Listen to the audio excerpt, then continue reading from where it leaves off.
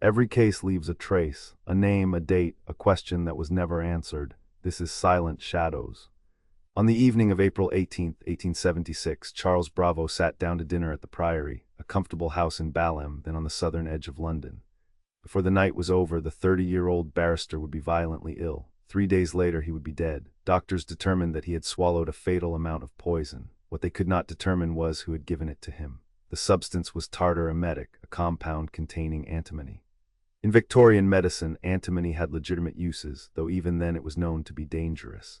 In sufficient quantities, it caused intense vomiting, abdominal pain, weakness, dehydration, and collapse. Charles Bravo had ingested far more than a normal medicinal dose. Somehow, that poison had entered his body while he was surrounded by members of his own household, and that confined setting is one reason the case became so unsettling.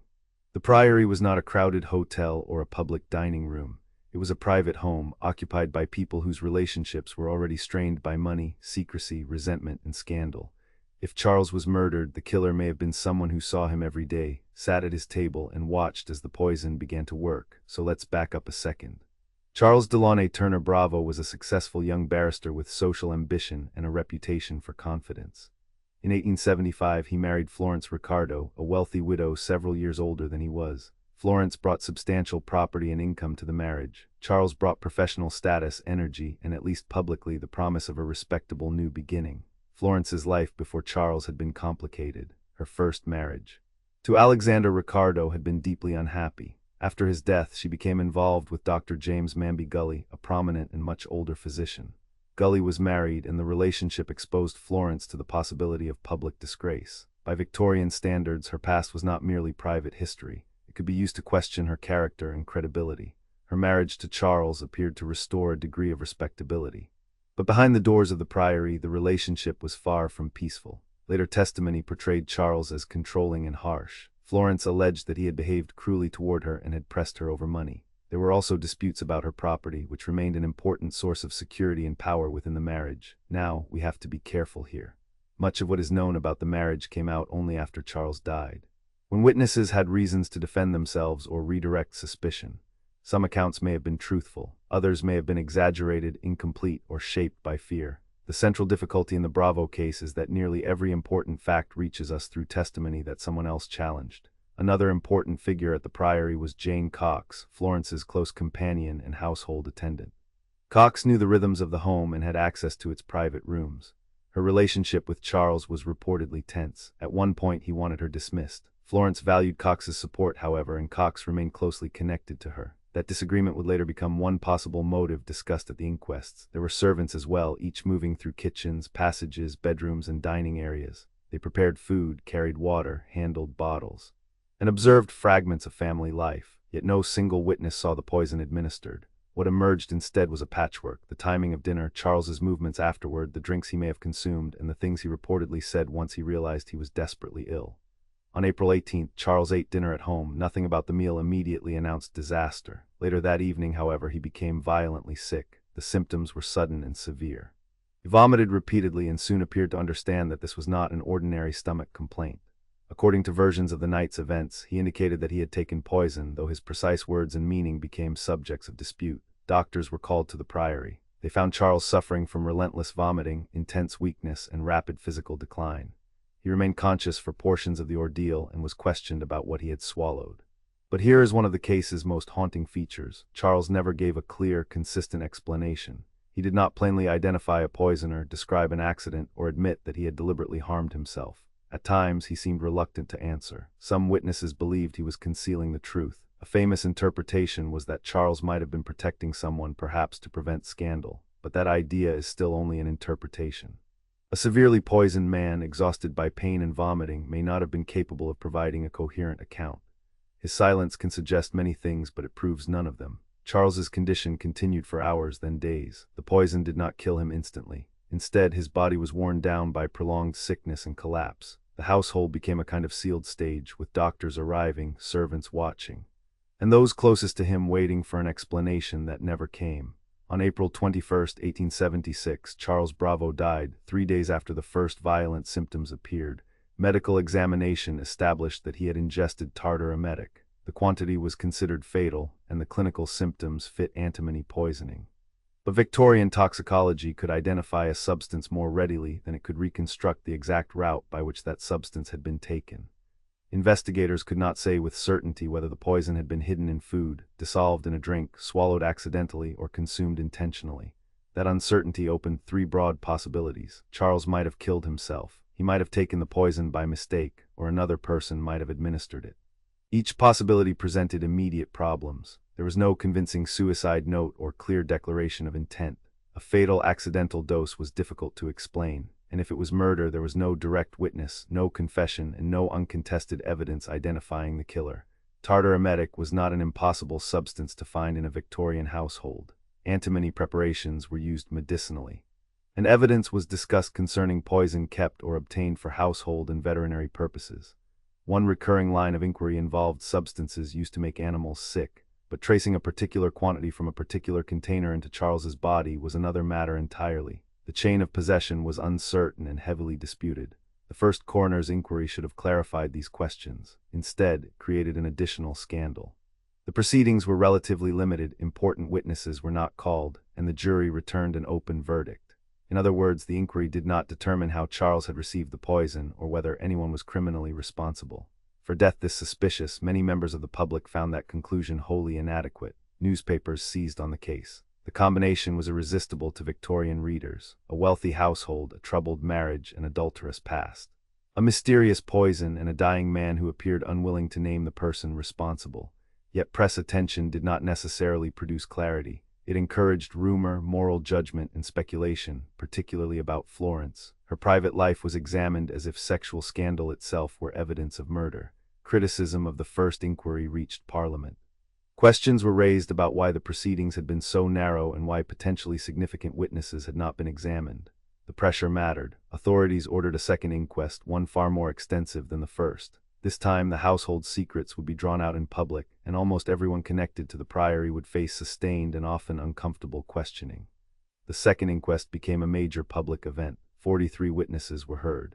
And the testimony stretched across weeks. Doctors described Charles's symptoms and the toxicological findings. Servants reconstructed movements through the house. Florence was questioned about her marriage, her finances, and her previous relationship with Dr. Gully. Jane Cox was examined about her role in the household and about statements she had made before and after the death. The sheer volume of evidence made the case seem solvable, surely.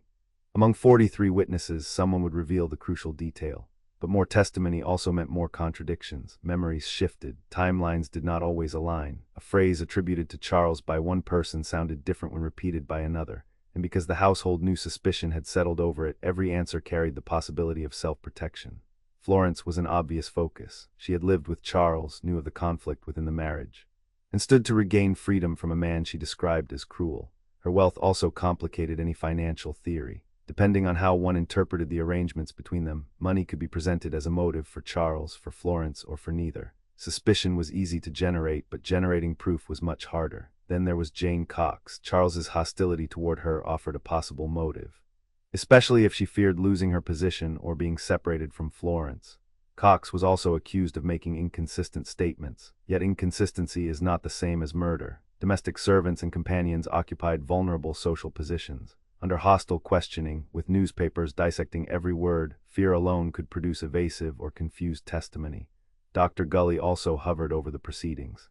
Even though the affair with Florence belonged to an earlier period, some theories imagined that Florence still had emotional ties to him, or that Charles's death could somehow free her to return to that relationship.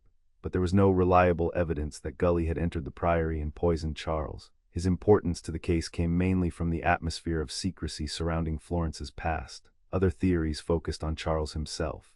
Could he have swallowed tartar emetic to frighten Florence or manipulate the household, only to misjudge the dose? Victorian commentators sometimes proposed a kind of reckless self-poisoning rather than a determined suicide. It is possible to imagine, but there is little solid evidence for it, and the second inquest ultimately rejected both suicide and accident as explanations for his death. The jury's final conclusion was stark. Charles Bravo had been willfully murdered by an unknown person or persons. That verdict officially recognized homicide while naming no culprit. It also reflected the strange position created by the evidence. The dose appeared too large and deliberate to be accidental, but the inquiry could not connect any individual to the act beyond reasonable doubt. The government offered a reward for information leading to a conviction. No one claimed it with evidence strong enough to bring a successful prosecution. Nobody was ever charged. The people who had occupied the Priory continued their lives under suspicion, while the public divided itself into camps. Some were convinced Florence had done it, others blamed Cox. Still others believed Charles had caused his own death and the jury had been wrong. Now here's where the limitations of early forensic investigation really matter. Investigators could detect antimony in Charles's body, but they lacked modern tools for analyzing trace evidence, documenting contamination, or establishing precisely when and how the dose was consumed. The scene was not sealed in the modern sense. Containers, food, medicine, and household substances were handled before anyone fully understood that the home might be a murder scene. The delay and weakness of the first inquiry caused further damage. Witnesses had time to discuss events, read press accounts, and reconsider what they remembered. Once a story becomes public, memory can absorb details from other people's versions. By the second inquest, testimony was richer but not necessarily cleaner. Investigators were trying to reconstruct one evening through recollections that had already been questioned, repeated, and publicly judged. There is also the problem of dosage and timing. Tartar emetic's violent effects might suggest a recent ingestion, but without a reliable account of everything Charles consumed, the possibilities remain broad.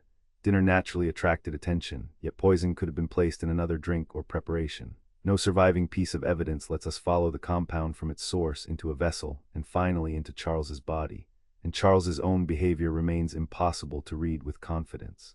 Why did he not give a direct answer when doctors asked what had happened? Perhaps he did not know. Perhaps he was ashamed of an accidental or deliberate act. Perhaps he suspected someone but refused to accuse them. Or perhaps his mind and body were simply failing. The temptation is to turn silence into a clue, but silence does not tell us which story is true. The case endures because almost every theory explains one part of the mystery while colliding with another. Murder fits the fatal quantity in the jury's verdict, but no poisoner can be proven.